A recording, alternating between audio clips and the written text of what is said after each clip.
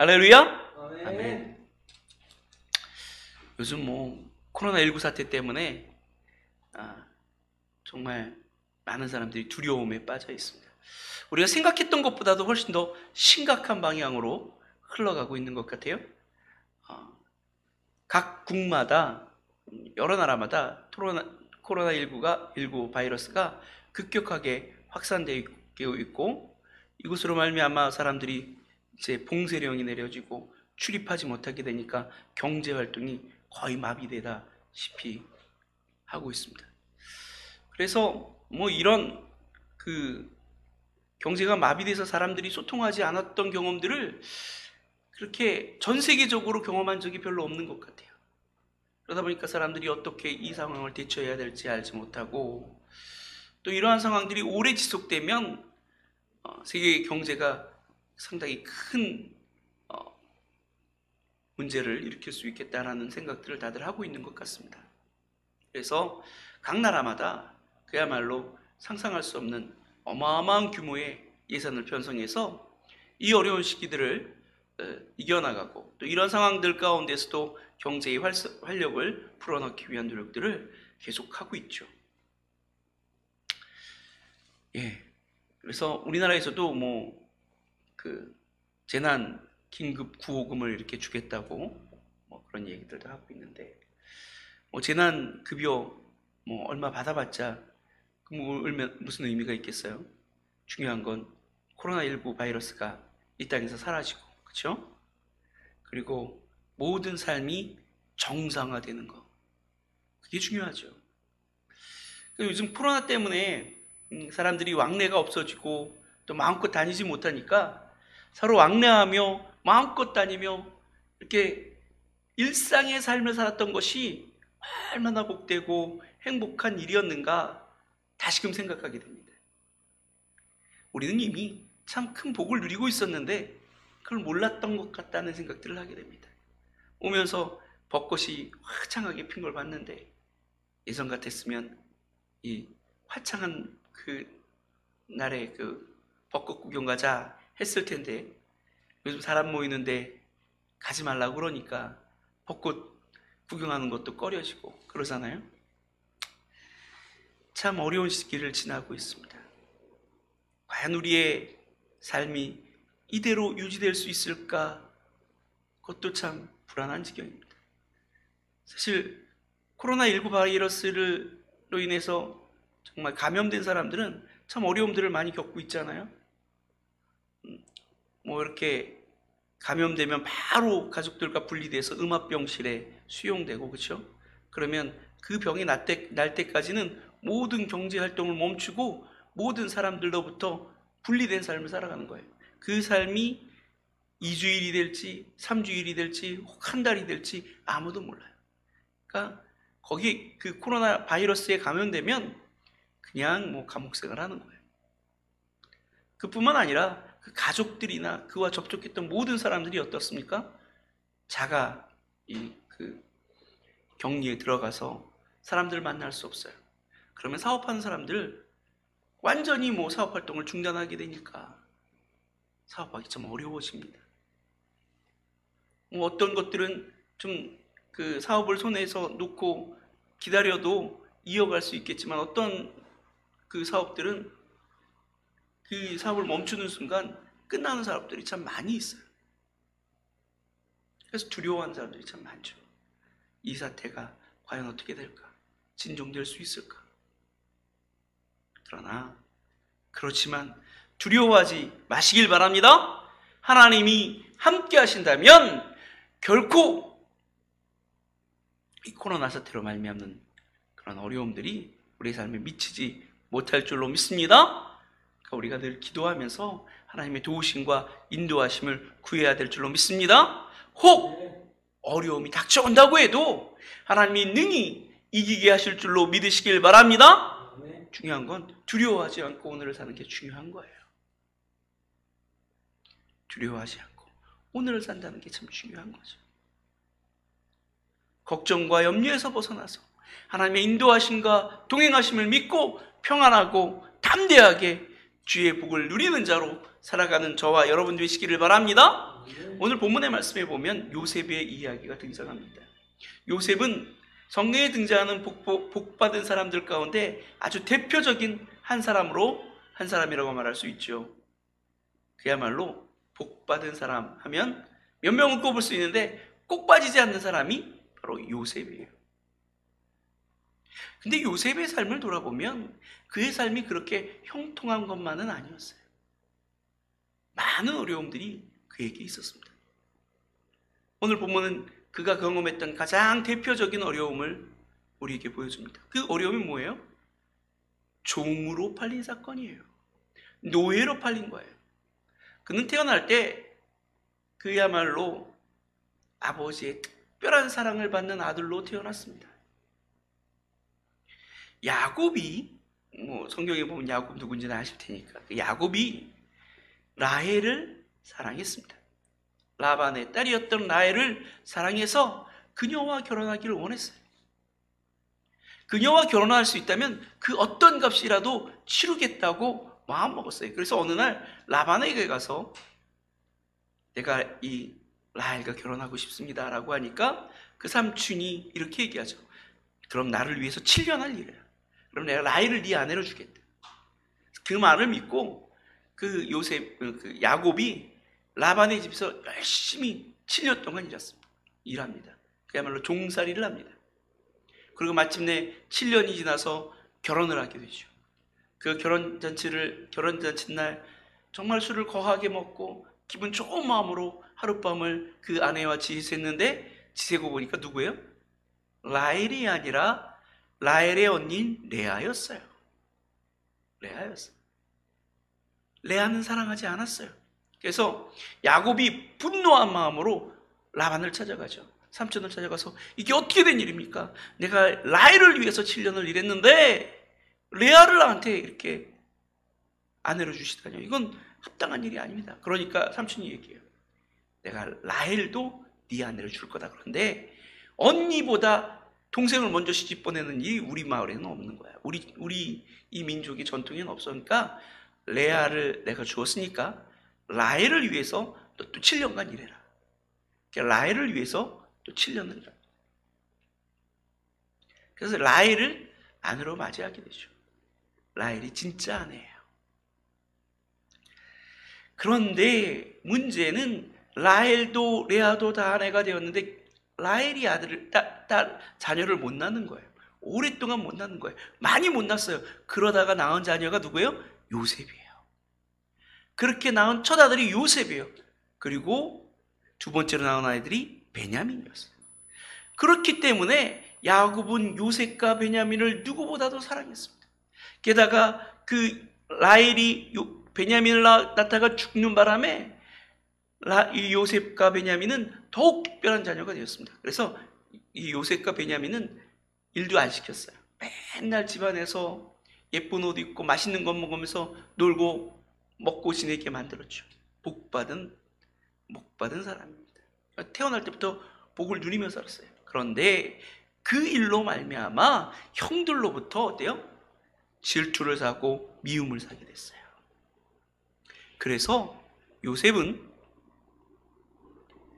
어느 날 아버지의 심부름으로 형들이 어디 있는지 보러 가고 형들에게 아버지의 문안을 전하기 위해서 그리고 형들의 문안을 아버지에게 전하기 위해서 형들을 찾아 나섰다가 그만 형들에게 죽임을 당할 위기에 빠지게 됩니다.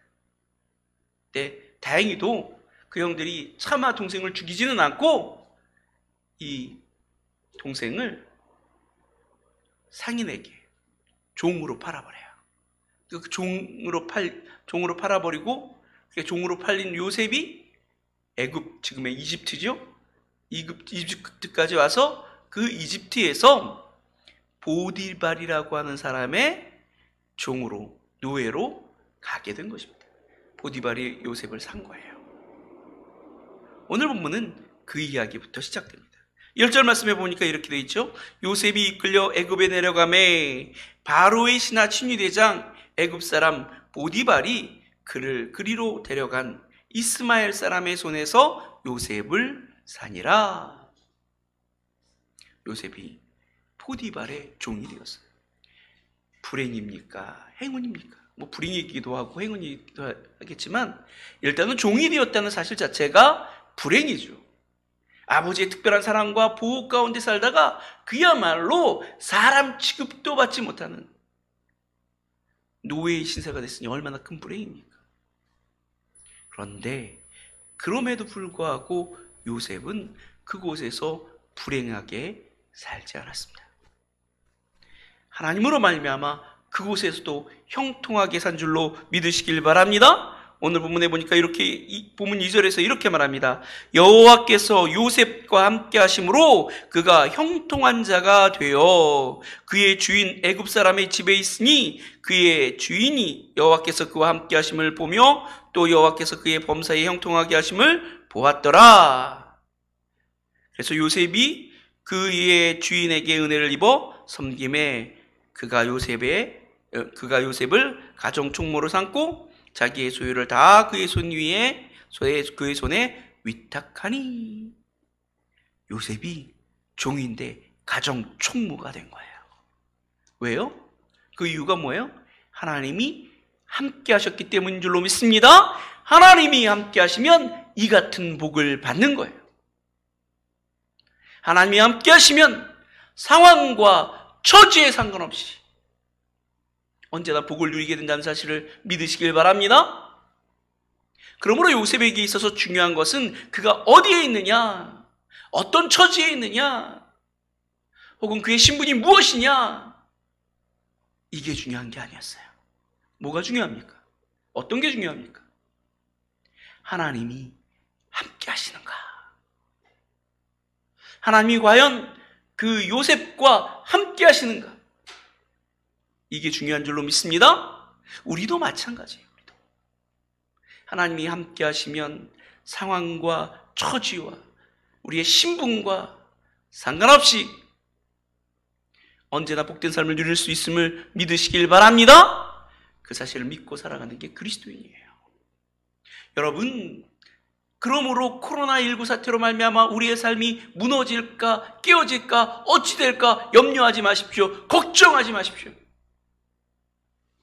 하나님이 여러분과 함께 하심으로 여러분의 삶이 그 가운데서라도 형통하게 됨을 믿으시길 바랍니다. 성경은 언제나 이런 이야기들을 반복적으로 우리에게 들려주고 있어요. 하나님의 백성들의 복은 상황이 만들어주는 복이 아니에요. 운명이 만들어주는 복이 아니에요. 오직 하나님을 믿는 믿음이 만들어주는 복이요, 하나님이 함께 하심으로 말미암아 누리는 복인 줄로 믿습니다. 하나님이 함께 하시면 종으로 팔려도 복을 받습니다. 이렇게. 하나님이 함께 하시면 풀 한 포기, 물 한 모금 먹을 수 없는 광야에서도 배불리 먹고 평안한 삶을 누릴 수 있음을 믿으시길 바랍니다. 그런 사실들을 성경은 우리에게 끊임없이 보여주고 있지 않습니까? 세상에는 끊임없는 환난이 있고 역경이 있습니다. 그래서 불교에서는 세상이 108가지 번뇌로 가득 차 있다고 말합니다. 108가지 번뇌로 가득 차 있다고 말합니다. 이 세상은 고해와 같다고 그래요. 고난의 바다라는 거죠. 그들의 현실인식이 맞습니다. 우리가 불교를 믿지는 않지만 적어도 불교에서 말하고 있는 그 현실인식이 맞아요. 타락한 인간이 살아가는 이 세상은 타락함으로 말미암아 죄를 지음으로 말미암아 형벌받는 곳이에요. 그러므로 고난이 없을 수 없어요. 고통이 없을 수 없어요. 당연한 일이에요. 그러나 중요한 것은 그 가운데서라도 하나님이 함께 하시면 평안을 누리고 복을 누릴 수 있다는 사실을 기억하시길 바랍니다. 그러므로 어떻게 해야 이 상황에서 벗어날까? 어떻게 해야 정말 이 상황에서 정말 어려움을 면할 수 있을까? 이걸 고민하고 염려하고 전전긍긍하기에 앞서 하나님 함께 하시기를 구하는 저와 여러분 되시길 바랍니다. 하나님이 함께 하시면 지켜주십니다. 하나님이 함께 하시면 그 어떤 환경과 상황 가운데서라도 우리를 보호하시고 인도하셔서 어려움 당치 않게 하실 줄로 믿으시기를 바랍니다. 하나님이 다니엘의 세 친구 사드락과 메삭과 아벳느고 이 세 사람과 함께 하실 때 그들은 그 평소보다 7배나 더 뜨거운 풀무불 속에서도 옷깃 하나 그을리지 않고 살아나올 수 있었어요. 오히려 그 일로 말미암아 그 큰 대제국의 왕을 굴복시키는 역사가 있었어요. 하나님이 함께 하셨던 다니엘은 굶주린 사자굴 속에서도 안전할 수 있었어요. 그 다니엘을 모해하고 죽이려 했던 자들은 그 사자굴 속에서 그 땅에 발이 닿기도 전에 사자들이 움켜잡고 다 씹어 먹었는데 다니엘은 털끝 하나 다치지 않았어요. 하나님이 함께 하시면 그 누구도 우리를 해할 수 없고 망하게 할 수 없다는 사실을 기억하는 저와 여러분 되시길 바랍니다. 그러므로 그 형통하는 복과 은혜를 날마다 누리시기 바랍니다. 그리고 하나님께서 주시는 복의 또 하나의 특징은 하나님께서 우리에게 주시는 그 복을 우리가 누리게 될 때 그 복이 하나님의 영광됨을 믿으시길 바랍니다. 오늘 본문에 보니까 이렇게 얘기해요. 3절 말씀에 그의 주인이 여호와께서 그와 함께 하심을 보며 또 여호와께서 그의 범사에 형통하게 하심을 보았더라. 그러니까 이 애굽 사람이었던 보디발은 하나님을 모르는 사람이잖아요. 근데 그 애굽 사람이었던 보디발이 여호와가 요셉과 함께 하신다는 사실을 보았어요. 알았어요.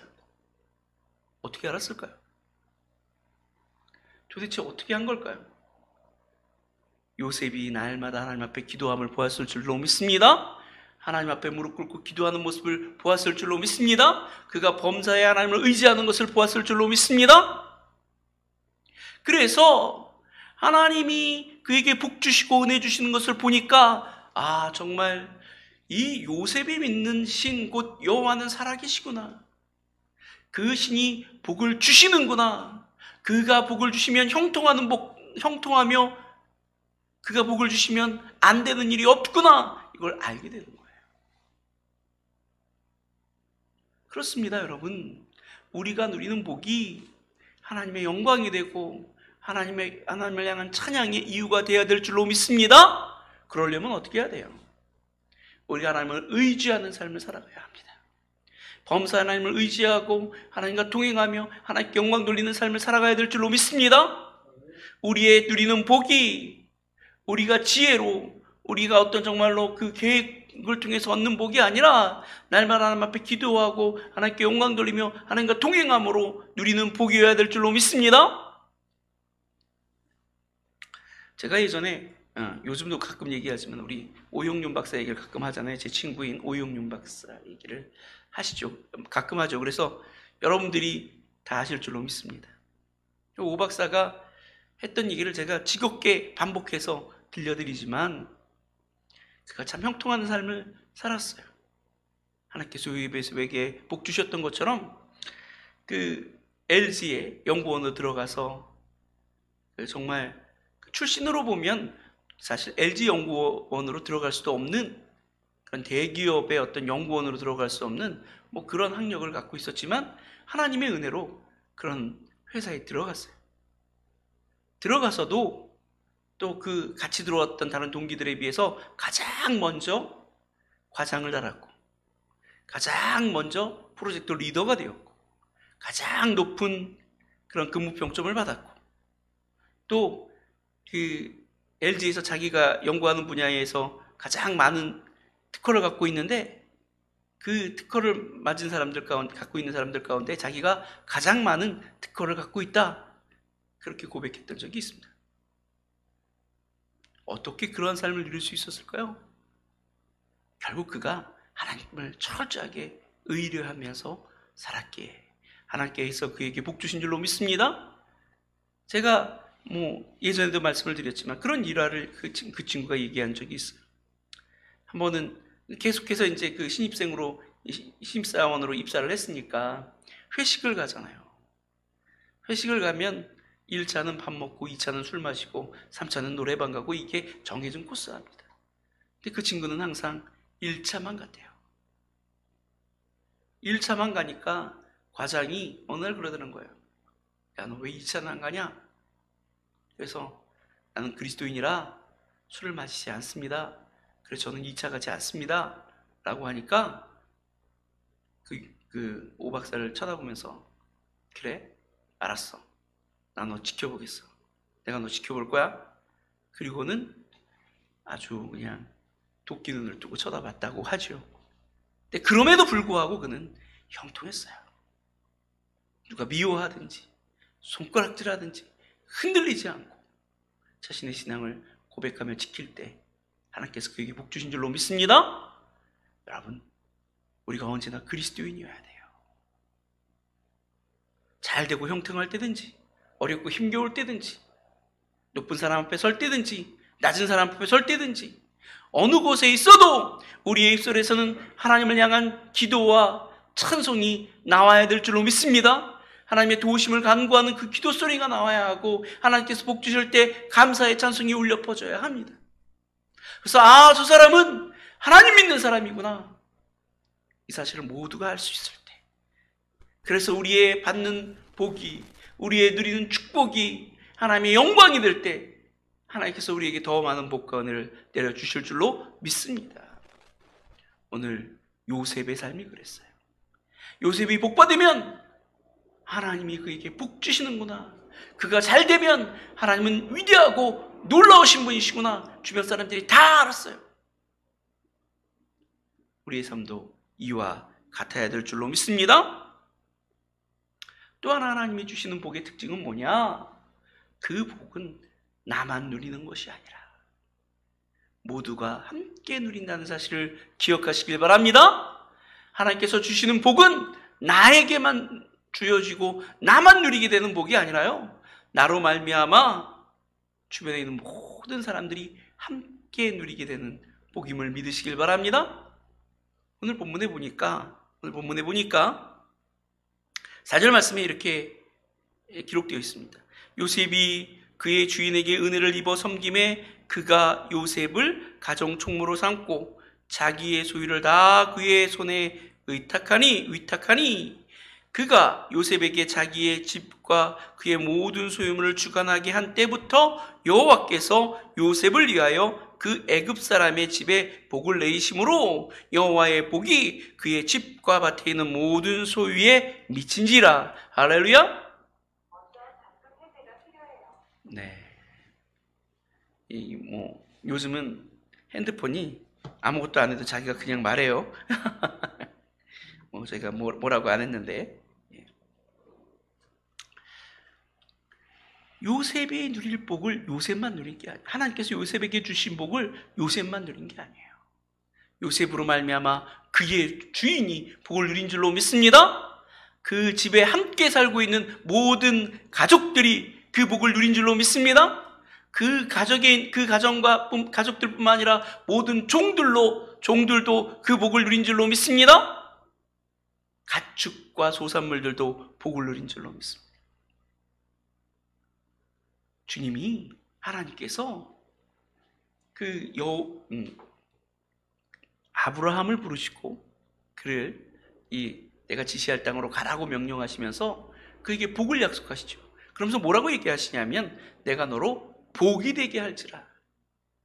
복이 되게 할지라. 사실 개역 개정판에서는 복이 되게 할지라 이렇게 번역이 되었는데, 개역 한글 옛날 성경에는 어떻게 번역이 되어 있었냐면, 내가 너로 복의 근원이 되게 하겠다, 이렇게 번역이 되어 있어요.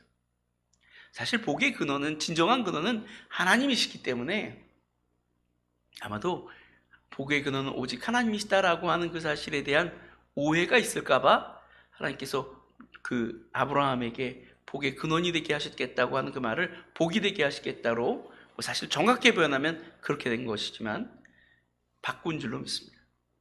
어쨌든 아브라함을 축복하는 자는 복을 받고 아브라함을 저주하는 자는 저주를 받습니다. 그리고 아브라함으로 말미암아 모든 만민이 복을 얻게 될 것이다, 그렇게 명하고 있는 줄로 믿습니다. 하나님이 우리에게 복 주실 때 그 복이 우리에게만 머물러 있지 않는다는 사실을 기억해야 돼요. 우리로 말미암아 우리 가족들이 복을 받고 우리 주변 사람들이 복을 받고 그리고 우리를 알지 못하는 그 누군가도 복을 받게 될 줄로 믿으시길 바랍니다. 우리는 하나님의 축복의 통로가 되는 거예요. 우리를 통해서 우리 주변의 모든 사람들에게 하나님의 복과 은혜가 공급되어야 마땅한 줄로 믿으시길 바랍니다. 그러니까요, 우리는 나 자신뿐만 아니라 내 가족들을 위하여, 내 주변 사람들을 위하여 복을 받은 자가 되어야 될 줄로 믿습니다. 복 받은 자가 되어야 될 줄로 믿습니다. 그런 하나님의 복을 받아 누리는 저와 여러분이 되시기를 바랍니다. 근데 그 복이 어떻게 누려질 수 있다고요? 어떻게 얻어질 수 있다고요? 하나님이 함께 하실 때 누려질 수 있는 줄로 믿으시길 바랍니다. 그럼 여기 중요한 질문이 하나 생기죠. 과연 어떻게 해야 하나님이 우리와 함께 하시는가? 어떻게 하나님이 우리와 함께 하시는가? 다른 방법이 없어요. 우리가 하나님과 함께 있으면 되는 거예요. 하나님은 무소부재하신 분이십니다. 없는 곳이 없는 분이세요. 어디에나 계신 분이세요. 우리가 주님 앞에 무릎 꿇고 기도하면, 우리가 하나님의 도우심을 구하면, 하나님께 영광 돌리며 하나님을 찬양하면, 하나님께서 내 곁에서 나의 기도를 들으시고 나의 찬송을 받으시고 나와 날마다 동행하시는 줄로 믿으시길 바랍니다. 어렵고 힘겨울 때마다 하나님을 기억하고 하나님의 도우심을 청하면 그곳에서 들으시고 도우심을 믿으시길 바랍니다. 결국 우리가 얼마나 하나님을 기억하고 하나님을 의식하고 하나님께 우리의 삶을 의뢰하며 살아가느냐, 그것이 결국 우리가 하나님과 함께하느냐 함께하지 않느냐를 결정짓는 거예요. 하나님을 의식하며 하나님을 기억하고 하나님께 우리의 삶을 의뢰하며 의탁하며 늘 주님과 함께하는 삶을 살아가는 저와 여러분 되시길 바랍니다. 그럴 때 하나님의 복과 은혜가 우리 가운데 넘치게 될 것이고, 그럴 때 우리로 말미암아 많은 이들이 주의 복을 누리게 될 줄로 믿습니다. 늘 하나님과 함께함으로 주의 풍성한 은혜와 복을 함께 받아 누리는 저와 여러분 되시기를 주님의 이름으로 간절히 축원합니다. 기도하시겠습니다. 다 같이 기도합니다. 우리 지금 기도할 때 하나님, 내가 하나님과 함께하는 삶 되게 도와주옵소서.